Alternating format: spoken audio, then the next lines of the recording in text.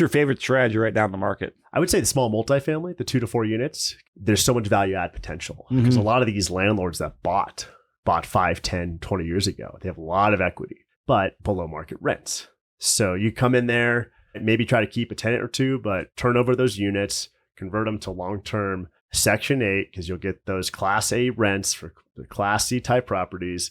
Maybe throw in a little furnished one unit and try a little Airbnb, if it's in the right location in Denver Metro. But that's the ones where I'm seeing the most potential because you're getting the best of both worlds. You're getting 2 kitchens, you're getting 2 like laundry facilities. You're not having to do extra work. Hey Denver, Chris Lopez here, and this is your market update for Denver, Colorado Springs for the month of February. So we got some trends updates. We got some really exciting updates on Section 8 rents, and we'll talk some high-level deals. And I'm joined today by Jeff White and Troy Howell. What's up, guys? Hey, Chris. What's up, Chris? Excited to be here. Yeah, glad to have you on here. Now, we don't have Jenny Bayless on this week to come talk Colorado Springs. Our schedules did not line up, but we'll start with Colorado Springs on here. So Jenny and I just recorded a detailed webinar a week before I recorded this. So that podcast about very soon. We go through some detailed trends and we go through 3 fourplex examples between Springs and Pueblo for what type of deals we're seeing down there. So if you want a deeper dive, make sure you check out that podcast we did for 2024 Southern Colorado market trends and deals. And we'll link that in the show notes as well. And on another note there with Colorado Springs, we have decided to merge the podcast together. We had the Colorado Springs podcast separate for a while. We've now fully merged that with this podcast, the Denver Real Estate Investing Podcast. We had lots of crossover and figured it was best to merge them all together. All right, guys, to talk some trends here, I got data for Springs, I got data for Denver, but Troy, we're going to spice things up. What's going on with interest rates? We'll start with you. Overall, for the last 3 to 4 weeks, we've seen some slight improvement. Obviously day to day, there's movement that goes on. So from a micro standpoint, but from a macro standpoint, I think we're seeing more solid 6s. I mean, you'll touch into the low 7s in situations and circumstances. And of course, packaging, however somebody wants to package it. And we have people that want to, hey, I want to buy this down and get this better interest rate, and we'll run the analysis on that. Or, hey, I'll take this little higher interest rate and compromise the cash flow slightly, but let's cash into the deal. So, but overall rates, I think a lot better than what they were 2 or 3 months ago, for sure. And so I know inflation's been bounced around a little bit, coming a little hotter than a lot of people expected. Yeah. Have you seen much volatility, or have any of your prospects change for what will happen with rates this year? Yeah, and we look at that pretty consistently. I have several sources that I kind of watch and keep an eye on, and you could line up 5 experts and they could still all get it wrong, right? So a little disclaimer there, be careful with it. But basically, the conversation on is when the Fed's going to cut, and the inflation's kind of keeping them back from when they're going to start their cuts. So the Fed, when they cut, usually helps mortgage-backed securities. It helps interest rates, mortgage rates. So there's still some anticipation for some improvement, but to what degree and when, none of us know. All right, so still expect the cuts, but as far as when and how much, don't bank on changed anything. some. Yeah, and that's why we've always kind of had the motto of, if it makes sense, the numbers work, do something now, don't wait. Buy now. Refi later. Refi later. Yeah. Love the house, date the rate. Yeah. Right. Great. All right. So I want to go over some just high-level trends on here. And broad stroke, we're seeing similarities all across the various markets up down the front range. Just more inventory, and we're still have seen moderate price increases. So for Denver, get this, our active listings from February 2024 compared to February 2023 is up. Do you know what percent, guys? 4.5. For inventory, not prices. Yeah. 10. All right, you say 10? I'll do 7. Oh, man. Well, if the price is right, Jeff would win here. But you're still off. Active listings are up 46%. Wow. So that's year over year. For the month or for? No, for year over year. So February 24 compared to February 23. For the month of February. Yeah, month of February, we're seeing a 46% increase. And so that's a combination of new listings are up and also just more inventory sitting on there. So both of those are going in the same direction. Now, we'll play that same game with Colorado Springs. which probably isn't fair since you guys don't know that market very well, but We'll give it a shot. yeah, we'll have some fun here. Yeah. All right. So new listings. Inventory. What are they up year over year, do you think? We got a little clue with Denver. Yeah. Similar trends there. Small market, 61%. 61%? I'm going to go a little concerned. I'll call it 52. All right. Price is Right goes to Troy on here. You win one, I win. So what's really interesting about them is they've got a much bigger discrepancy. Their inventory and homes are up about 27% year over year. Condos are up 56% year over year. So, I mean, obviously big gains in both. So, a lot of times when we see, hey, big increase in inventory. Now, again, understand these are percentages, which sound a lot bigger. So, last year in Denver, there was about 3,700 properties listed. Now there's 5,500. So a big percent increase, but, 1,300 properties, not a huge inventory increase when our average is around, 15,000 or so properties. So we're still below historical norms. Yep. All right. So with that, you guys got any guesses for prices? Year over year. 6.3. I'm still Year over year. Year over year. And we're talking Denver. Yeah, we're doing Denver this first one. Denver, no. Change the answer. I'm going to go year over year, 4.3. 4.3? Ooh, I'm kind of in that area too. I'll go 4.1 just to be a little. It was 3 and change. Okay. So you guys, but I mean, it falls in line. We were expecting about 2 to 4% is kind of what I think we've all been talking about for a while. So we're right in line there. Where hey, it's we're seeing inventory increase. We're seeing prices still increase modestly. But steady. Yeah, they're steady. They're below average, but the law of average coming into play. So we're seeing nothing for reasons to think prices will drop. All right, now let's do that. What do you think prices are doing in Colorado Springs? More inventory. I'm going to go, but they're more variable market too. So I'll go a little bit above Denver. So I'm going to go 4.5. 4.7 just to change it up. Man, 2%. Is what they're up. And that's both. Oh, wow. So it's interesting, even though with that big discrepancy between homes and condos, both of those segments are about 2% from last year. Okay. So again, we're seeing increased inventory and we're still seeing prices increase. And I mean, we're recording this about mid-March right now. We are in the spring selling season. I mean, how many properties have you guys seen with multiple offers on it? Yeah. It's Definitely happening. greater than 50%. Yeah, it's more than half now, right? Yep. Yeah. And it's not crazy like it was years ago where you're getting 20, 30 offers, but you're seeing 2, 3, 4 offers coming in that you got to compete with. Yeah. So again, everything else, we can talk more stats, but that is the trend. Everything else is just a supporting fact in that, in my mind. So increased inventory, and we're still seeing increased appreciation when it comes to sales prices. All right. Now, I want to turn the microphone over to you, Jeff, and talk about Section 8 rents. Yes. I mean, you have a lot of Section 8 renters.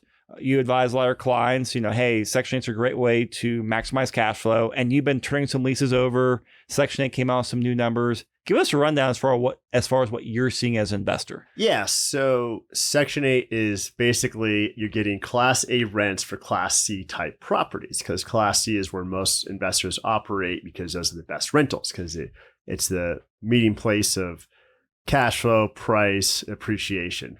Of course, we all want Class A properties, but those ones don't. You throw those out because of the worst rentals usually. For Section 8 specifically, they pay by bedroom. So the easy way to look at it is go onto HUD fair market rents, and you'll go specifically to the city, the county, the property is located in, and you'll see 2 bedrooms right now are paying $2,201.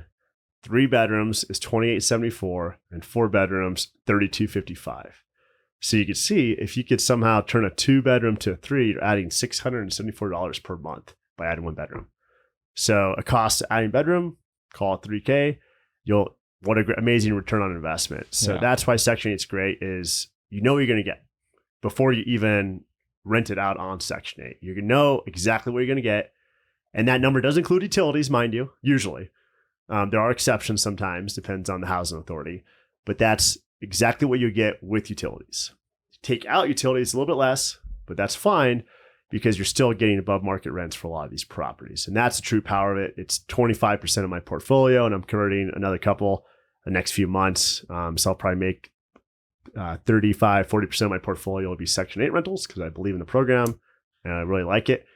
And I like cash flow because of the shirt. Yes, there you go. If you guys, I know his shirt reads "Cash flow over everything." Yes. Yes.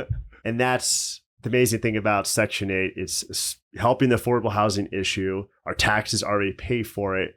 And you reap the benefit of getting the guaranteed rent. Usually the guaranteed portion is 70 to 100% of that number I gave you. For 2 bedrooms, 2,200, you're getting 70 to 100% of that number. And then the tenant pays the difference. He's talking about the government's going to guarantee the majority or all of it.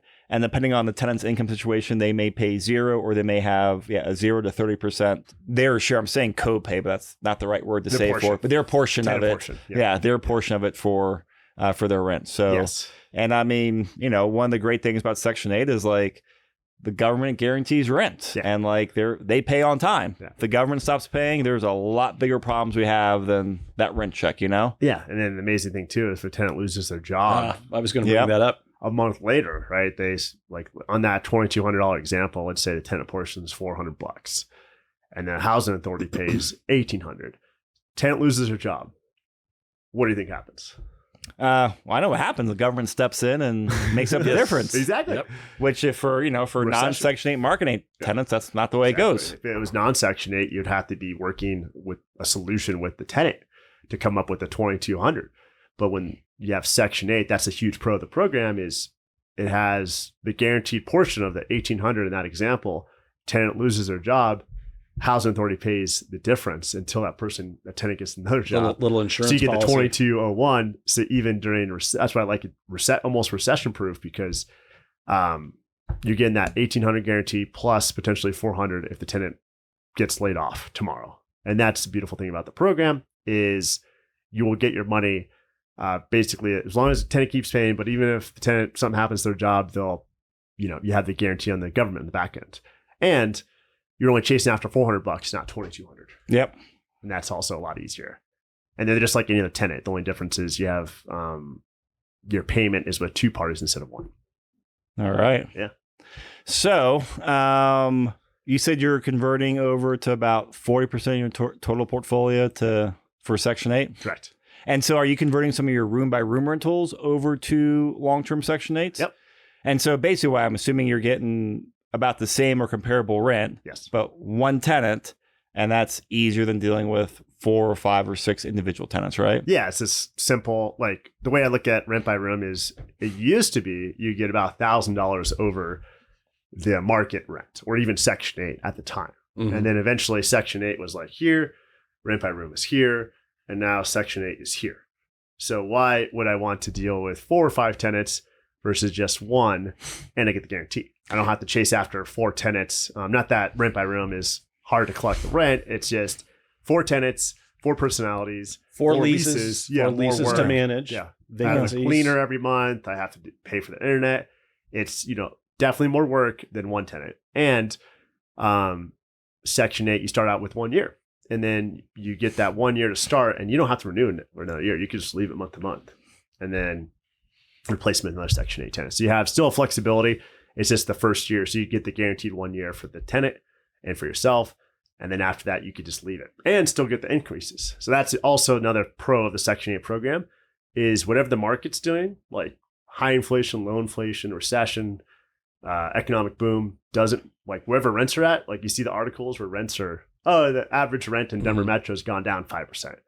It doesn't apply because they go off of just the fair market rents from that website where they do a 5-year study. It's really interesting. They do a 5-year rolling average. So they're not looking at like, what did rents go last year? And when do rents go down? They don't go down, especially in major markets like Denver. We're not like a Detroit where we're tied to one industry. We're diversified. Mm-hmm. So you're not always going to get last year to this year, 2023, 2024, we got a 17% increase. I don't expect that every single year going forward. I think it'll go from 17% to like 5 to 10%, 2 to 3%, because that one counted the first year of COVID. So that's why the high inflation and that's why they're way above market. But they don't go down. Like I went back 10 years on the Section 8 data for Denver Metro, and I didn't see 1 year where, went from 2,200 to 2,000. It doesn't go that way. So, and that's the beautiful thing. So you could ask for the full increase. You could ask for the 17%. Doesn't mean they'll give it to you, but you could ask for it. Always ask though. Yeah, because if you don't ask, they'll just leave it the same. So they don't tell you that part. You could ask for once a year increase, and you could go to high as they allow, and sometimes they'll give it to you, and sometimes they'll say, well, we won't give you 17, we'll give you 10, or whatever the housing authority will allow. And then you just do that every year. You don't need a new lease. You don't need to renew them at all. You just leave it month to month and get the increase.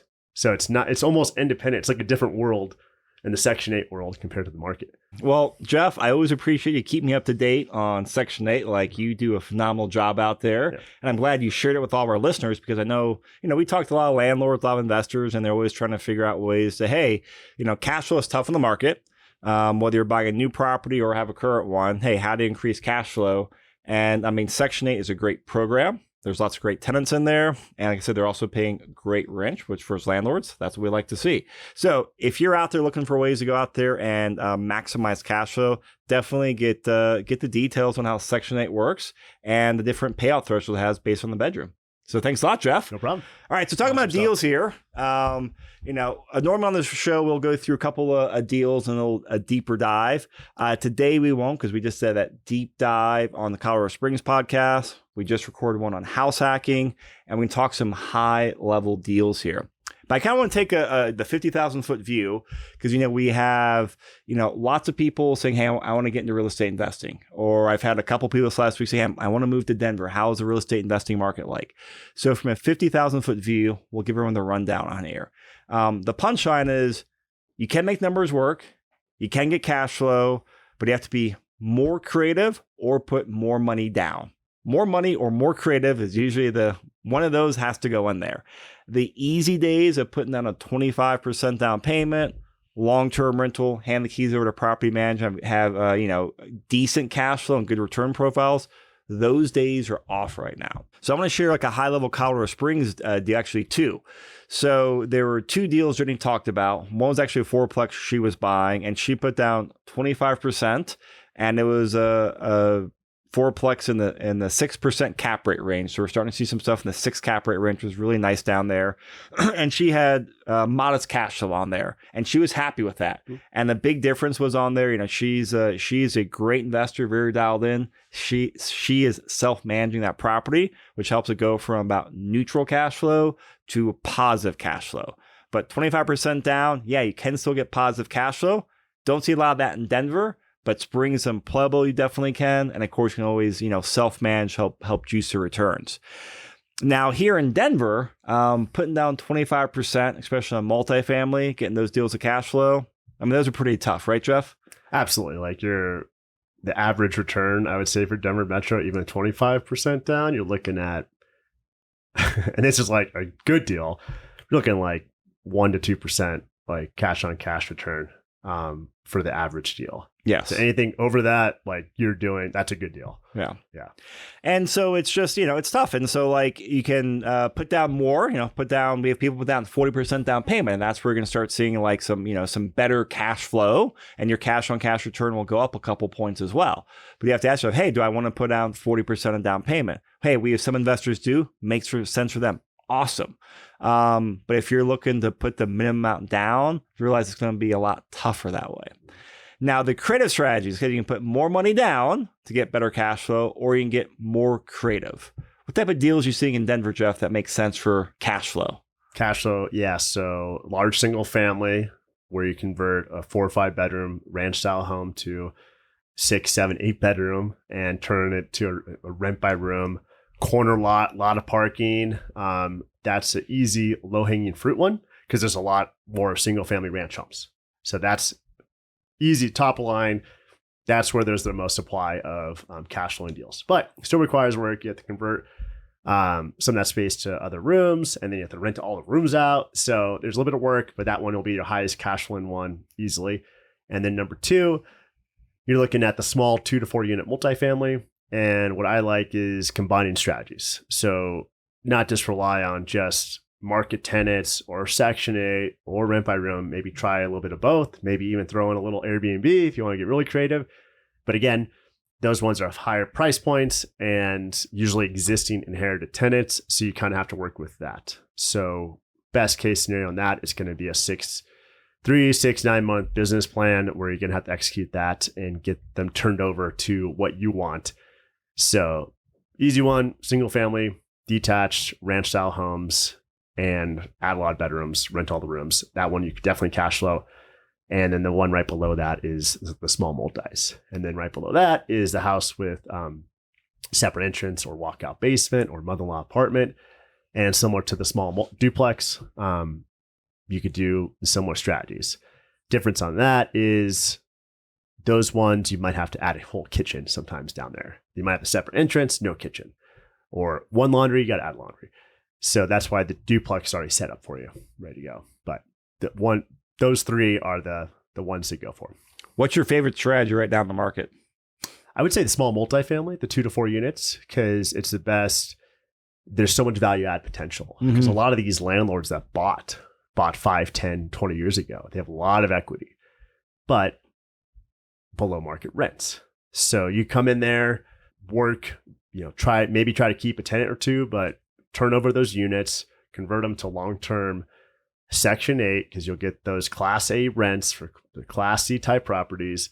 Maybe throw in a little furnished one unit and try a little Airbnb, if it's in the right location in Denver Metro, and kind of try multiple strategies, throw in the rent by room. You could do a lot of creative things.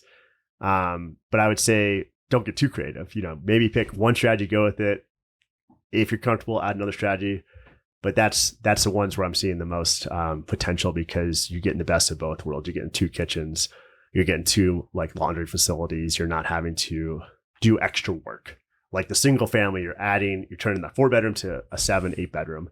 So that's, some cash for all those improvements as well. Versus a multi, it's mostly just cosmetic stuff. Yeah. And that's what value add is a very popular term, especially in multifamily.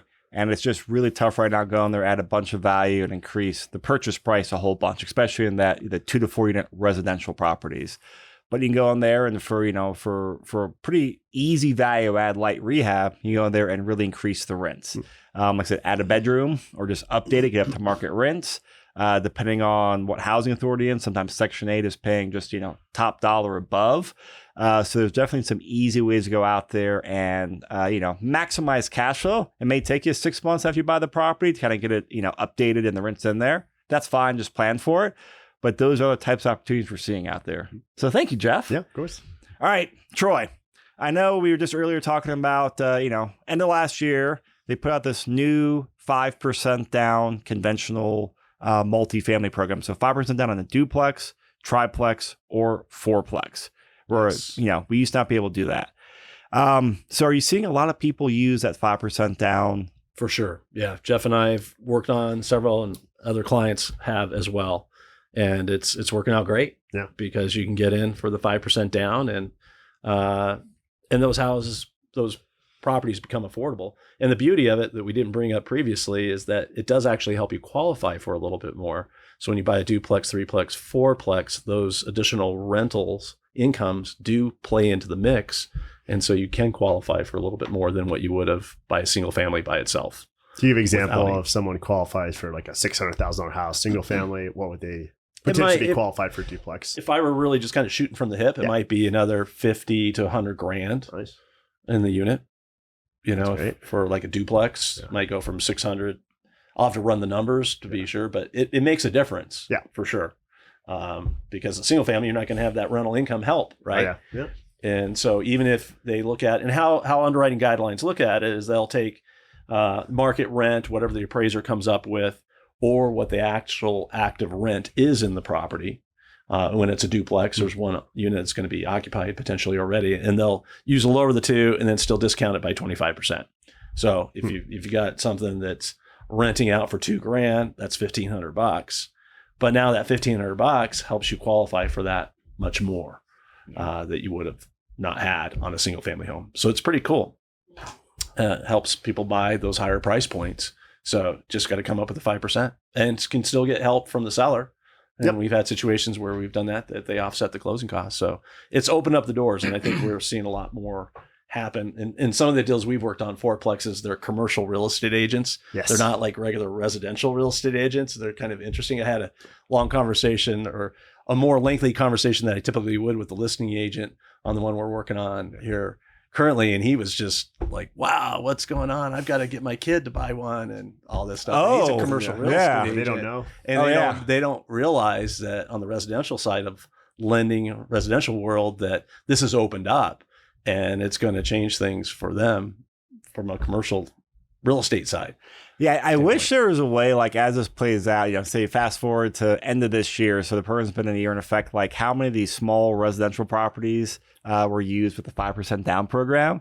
Because, the small resi multifamily price has been flat for a little bit.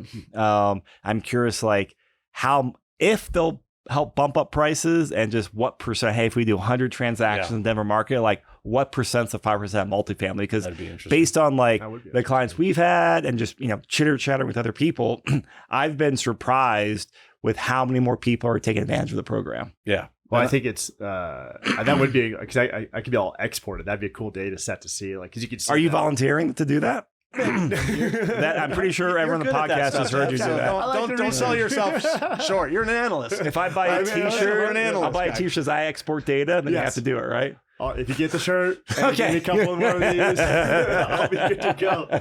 But no, that would be interesting to see, like, year over year, right? From 2023, because it didn't really get implemented until very end of the year. It was fourth quarter, like what, mid-November-ish? Yeah. So all 2023 would have been mostly investors, maybe a couple owner occupants, and then 2024. That'd be really cool at the end of the year to see like what the percent change was compared to 2023, this 5% down program. Yeah, that'd be cool if we get that data. Yeah. So we'll add that to the list. All right. So in our update in 12 months, Jeff White will be sharing the data with us. Yes. We're gonna hold you to it. Yeah, we're gonna hold you to it. Well, hey guys, this has been another great podcast, fun podcast. Enjoy going to some different topics today.